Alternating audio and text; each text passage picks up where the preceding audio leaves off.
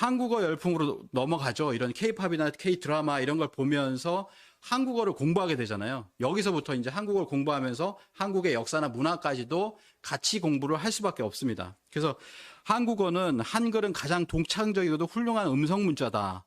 세계에서 가장 합리적인 문자는 한글이다. 한글은 한국의 전통 철학과 과학 이론이 결합된 세계 최고의 문자다. 극찬을 받죠.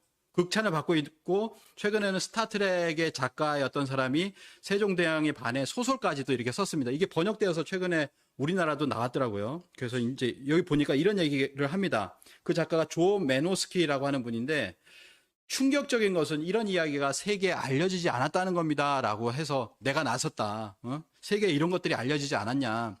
이게 뭐냐면 사실은 우리는 알릴 수 있는 것들이 굉장히 많아요. 자부심 가질 수 있는 게 굉장히 많거든요. 근데 그런 것들을 알리는데 등한시하고 있고 또 하나는 우리 스스로가 뭔가 이렇게 모르고 있기도 하고 또는 그 일제 식민지를 거치면서 뭔가 왜곡된 것을 알고 있어가지고 이 자부심이라는 게 많이 쭈그러들었다. 어떻게 보면 그렇게 볼 수가 있겠습니다. 뭐 세계적인 투자자 짐 노저스도 지금 배워야 할 언어는 한국어다.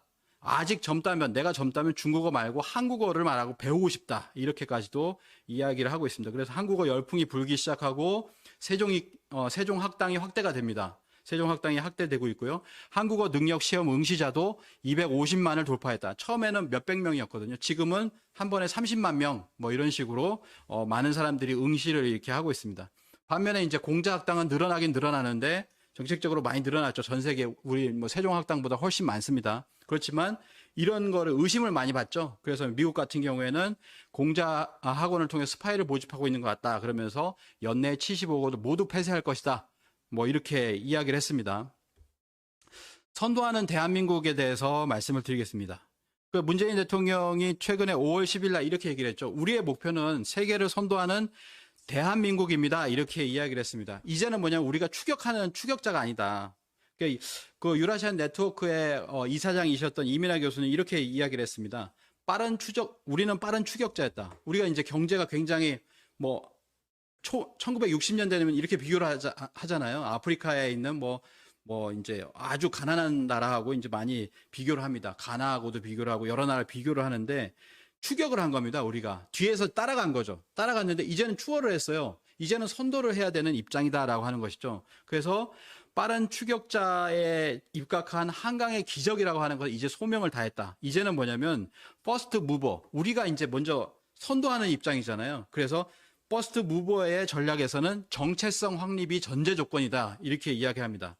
정체성이라는 건 뭐냐면 이러한 시대인데 우리가 이제 추격 전략에서 탈추격 선도하는 입장에서는 뭐냐면 역사와 국가 정체성을 그동안은 살펴보지 못했다라고 하는 것이죠.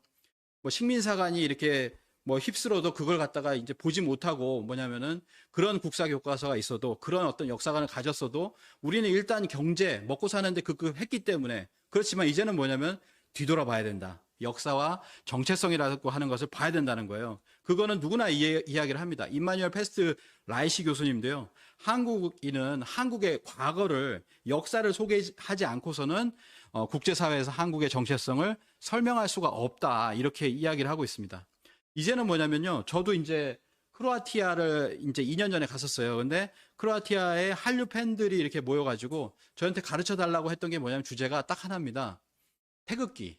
태극기에 대해서 알려달라. 이 태극기는 국기 중에서도 희한하게 어떻게 보면 굉장히 어떤 문양을 가지고 있잖아요. 어떤 상징, 심볼을 가지고 있는데 이게 뭐냐. 이걸 좀 알려달라. 자신들도 인터넷에 보면 조금은 알 수가 있지만 그런 거죠. 흰색은 평화를 상징하고 태극은 뭘 상징하고 이런 건 아는데 자세히 좀 알고 싶다. 진짜 뜻은 뭐냐. 이거를 알려달라는 거예요. 그래서 제가 한 40분 정도 이거에 대해서 발표를 했던 기억이 있습니다. 근데 우리가 왜곡된 역사를 알면 그거는 얘기해요. 최초에 쓴 사람은 누구다? 박영효다. 아니면은 태극기를 처음 쓴 사람이 고종이다. 이런 이야기들을 하는데 그럼 태극기의 그 문양은 누구의 것입니까? 라고 하면 태극은 어디서 온 겁니까? 그러면 중국에서 온 것이다. 이렇게 얘기할 겁니까?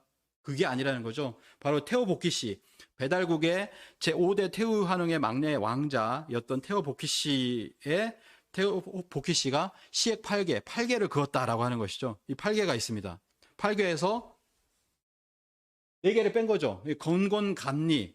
이거를 갖다가 어떻게 보면 이렇게 쉽게는 이렇게 얘기할 수 있습니다. 건곤감리를 이렇게 배치시켰다. 그리고 가운데 태극을 두었다. 뭐 이렇게 이야기를 할 수 있겠죠. 그리고 그 태극의 철학과 팔개의 철학에 대해서 우리가 얘기를 해줘야 된다라고 생각을 합니다. 근데 과연 우리는 얼마나 우리 역사 문화를 알고 있을까? 이 태극기를 갖다가 이렇게 설명할 수 있는 사람은 정말 없거든요. 우리나라에서도. 어제 누가 만들었냐라고 했을 때 그걸 팔개에서 왔고 사개가 무슨 뜻이고 거기에 담겨 있는 철학이 원래 우리 철학임에도 불구하고 그걸 얘기할 수 있는 사람이 많지 않다라고 하는 겁니다. 그래서 우리가 먼저 이러한 역사 문화를 알아야 되겠다라고 하는 것이고요. 우리는 일제 식민지를 겪었기 때문에 이 의식이 이제 들어가 있습니다. 코리아 디스카운트. 우리가 하는 게 그렇지 뭐 조선 놈은 패야돼라고 하는 일본의 말들이 각인돼 있어가지고 우리는 맞아야 정신 차려. 뭐 우리 스스로가 그렇게 비하하는 그런 디스카운트 의식이 있더라. 이 얘기를 임마누엘 페스트 라이시 교수님이 한 그 워딩이에요. 코리아 디스카운트. 깎아내린다는 거죠. 그거는 뭐냐면 식민지 유산 때문에 그렇다. 그래서 뭐냐면 우리는 그 깎아내려진 우리의 어떤 의식 자체를 끌어올려야 된다. 그게 정상화가 되는 거예요. 우리가 뭐냐면은 뭔가 우리가 9,000년 역사라 해서 과장하는 것이 아니라 뭔가 원래대로 돌아가자. 원래대로. 진실을 말하자. 그러면 올라가는 겁니다. 우리가 그 자존심이. 그래서 이런 얘기를 합니다. 마크 피터슨이라고 한국 학자가 있는데요. 한국학을 하시는 분이 있는데 한국인들은 피해의식을 버려라. 그리고 현재를 더 자랑스러워 했으면 좋겠다. 우리가 더 스스로 자랑스러워 해야 된다라고 하는 겁니다. 그래서 이게 뭐냐면은 마크 피터슨 교수님의 강의 제목이에요. 강의 제목이 뭐냐면 Korean History World's Best and World's First라고 썼습니다.